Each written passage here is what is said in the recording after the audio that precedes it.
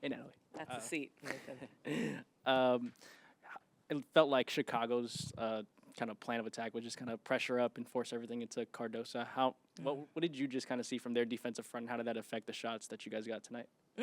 Yeah, the physicality for this guy, their defense was great.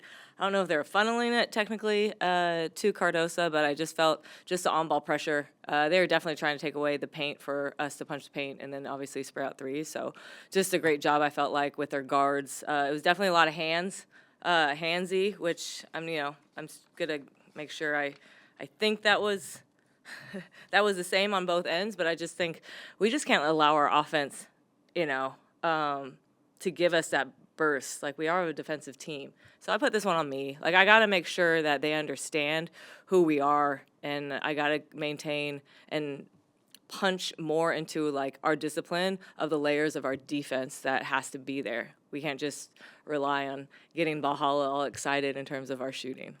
Speaking of knowing who you are, Gabby was saying only 10 assists tonight. That's not the kind of team that you guys are or want to be. I guess what happened on that front?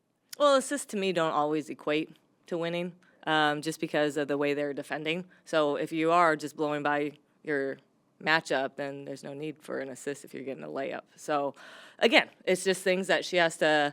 Again, it's on me because I'm not being super clear right now.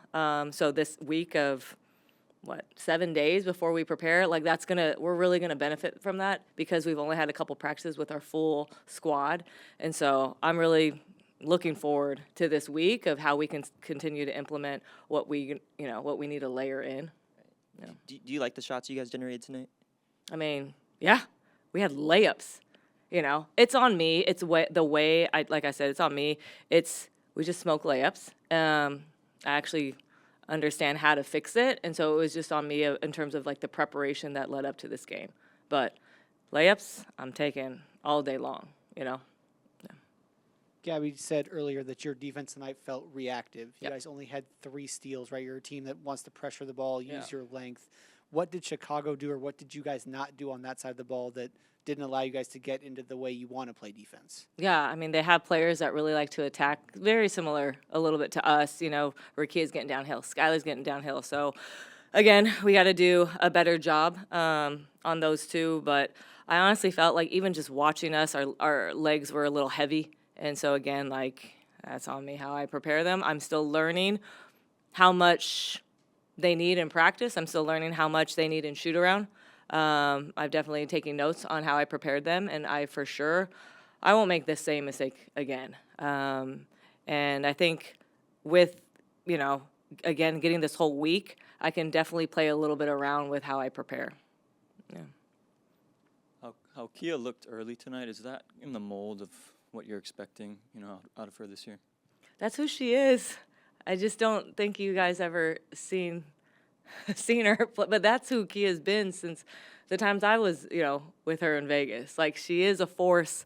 Her defense is top notch, but then offensively, we knew if we, attacked Cardosa in a drop situation that she was going to be open, and she definitely took it to her. So it was just really good to see that type of movement that we're able to get, and then Kia finishing on the other end.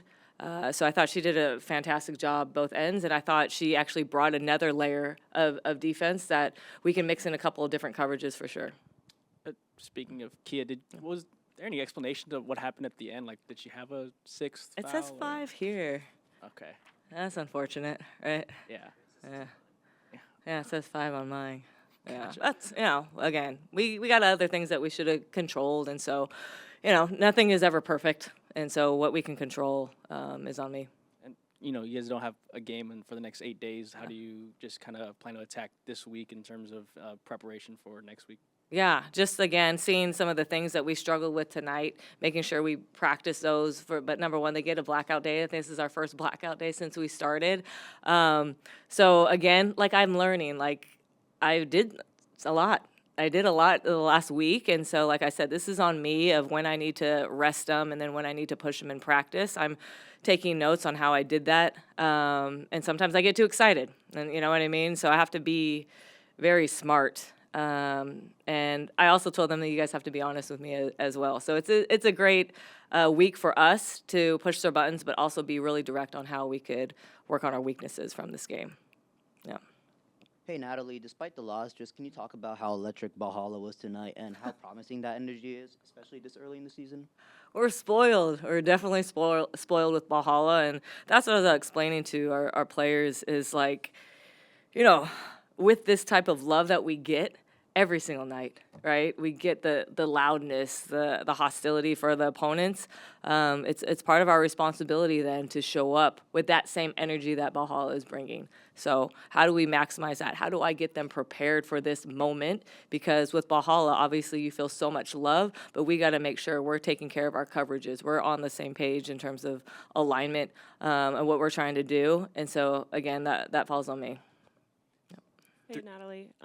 Kind of, what do you like most about Veronica and Caitlin on the floor together and how they kind of play off each other? I think maybe we saw a little bit more of it tonight.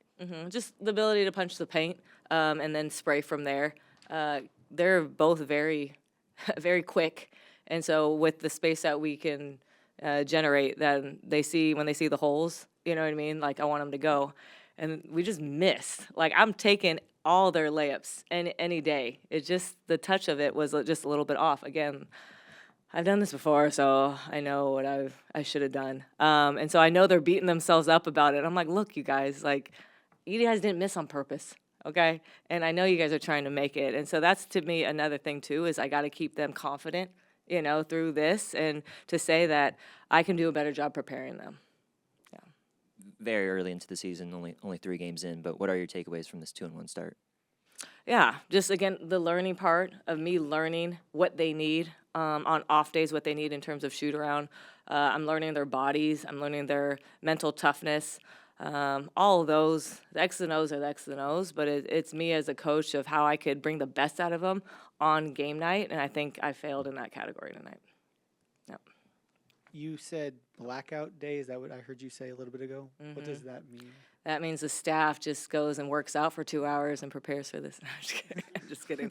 No, so blackout day means that they get completely off. Like, I have a bunch of workers and hoop junkies that love to come in, watch. They've already asked, can we come and watch film? Can we come in and get, I want them to take a day, because we haven't had one day away from each other, and just go to the beach or something, or go for a walk, go to the water, and just kind of get a reset button. And so I really try to instill that. And like I said, maybe I didn't instill it enough lately, and so again, that's on me. And then you talk about telling your players to keep shooting. Kayla tonight was 0 for 11, and obviously she's a veteran. She has been in situations like this before, but how do you try to help her in situations like this when 0 for 11 doesn't happen very often for someone as good as she is? Yeah, she's fine. I told her just keep shooting it. Like, the only way you're going to make a shot is if you keep shooting it, So, again, we know we could shoot, but like I said, I don't want to rely I want to rely on our defense. And so it's just continuing to give them the confidence of doing that. But at the end of the day, I felt like we still could have did our coverages a little bit tighter. We could have been a little bit more aligned. There is times where we weren't on the same string in terms of communication in our coverage, and that, those can't slip. Missing shots, missing layups, it's just going to happen. I'm saying, have we ever shot 100%? No. That'd be nice, though. Well. I know. Yeah, how often does that happen? One time. So, yeah. She's an amazing shooter, though. Yeah. Hello. With today just being mental awareness night at the game, and you were speaking a little bit about the mental toughness of the athletes. What do you think is important as a coach, especially with the blackout dates and this long week, and just the season overall? How is it managing them as athletes, but also as a coach taking care of their mental health throughout the season? Yeah, asking them what they need on those days. We're a pretty tight group in terms of it's our staff, or it's our coaches to players relationship, or it's the players to players relationship. In terms of, I always ask, what do you need on a reset day, or what do you need when you're in a bad way? For me, I told them I need a 90-minute massage. So I need complete silence, face down. I don't want my phone. So it's just understanding what it is, because you got to ask them, right? Because everyone's different. Everyone's different on what they need for a reset, and encourage it and give them the space to do it. And yeah, I'm a big believer in mental health.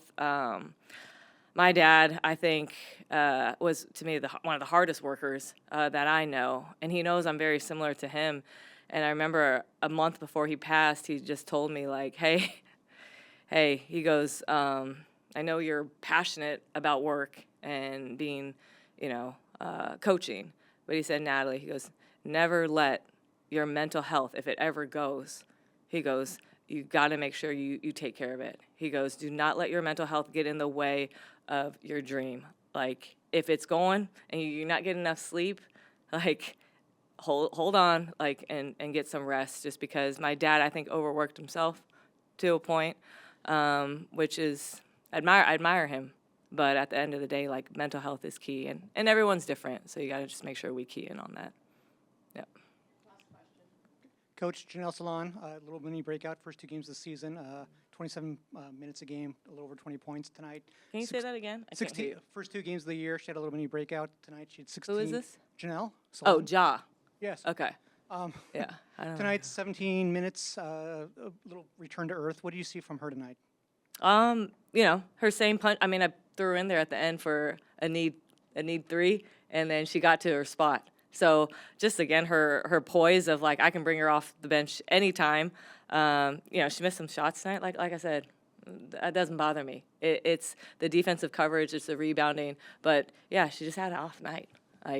But I put her in there to make a 3-point play, and she got fouled, and she had the confidence enough to let it go. And that's where I know I have in Ja. I know she loves the big moments. Like, to have that type of player is always key, and the fact that she wasn't getting unfazed. Like, some people would be like, I don't want it. Might not want to take that shot. Not Ja. Ja is confident at all times, and I'm always taking that for sure. Yep. Yeah. Yeah.